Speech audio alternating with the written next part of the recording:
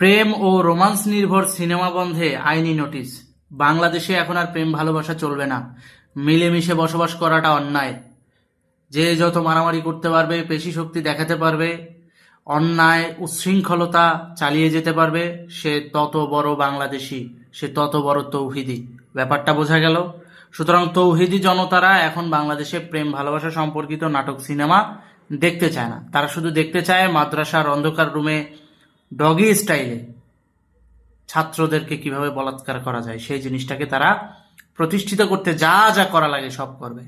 কারণ অতীতে আমরা দেখতে পেয়েছি ছোট ছোট শিশু বাচ্চাদেরকে ধর্ষণ করে অনেক মাওলানারাও কিন্তু এই যে সাম্প্রতিক সময় জেলে গিয়েছে। তো তারা এগুলাকে হালাল করার জন্য প্রেম ভালোবাসার সিনেমা হারাম করতেছে। আমি বুঝি না বাংলাদেশের মানুষের মাথায় কি মানে ঘুণ পোকা ধরছে। বেটা, তোর বাপ মা ভালোবাসা না করলে তুই দুনিয়ায় আসছিস কিভাবে বেটা? এটা জানোস না? এটা একটা কমন সমীকরণ। এই জিনিসটাকে নিয়ে ইসলামাইজেশন করার জন্য এরা উঠে পড়ে লাগছে। বেশ ভালো কথা, তোরা ইসলামাইজেশন করবি, গুড।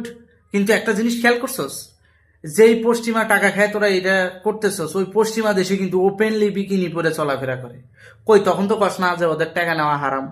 তখন তো কস না যে ওদের কাছ থেকে টাকা নেওয়া যাইব না, ওরা বিকিনি পরে হারাম ভাবে চলাফেরা করে?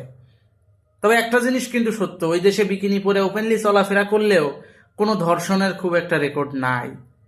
ধর্ষণ হয় না যে তা না, রেশিও বাংলাদেশের থেকে অনেক কম। বছরে একটা, কোনো কোনো বছরে হয়ও না। অথচ কিন্তু 24 ঘন্টা বিকিনি পরে হাঁটে। অর্থাৎ বিকিনি যারা বোঝেন না তাদেরকে একটু এক্সপ্লেন করে বলি, ব্রা আর পেন্টি পরে হাঁটে। তাদের দেশে কিন্তু ধর্ষণ নাই। আমাদের দেশে এত পর্দাশীল, এত তৌহিদি জনতা, তারপরও দেখা যায় কি হুজুরে এক পোলার পুটকি বাইরে ধরা গেছে, হুজুরে আরেক তৃতীয় শ্রেণীর মেয়েকে ধর্ষণ কইরা তাকে প্রেগনেন্ট বানানোর পর ধরা খাইছে। এগুলো কিন্তু দৃশ্যমান, নিউজের রেফারেন্সেই আছে। সুতরাং বাংলাদেশে প্রেম ভালোবাসা বন্ধ, হুজুরদের টুপকি মারা এলাও।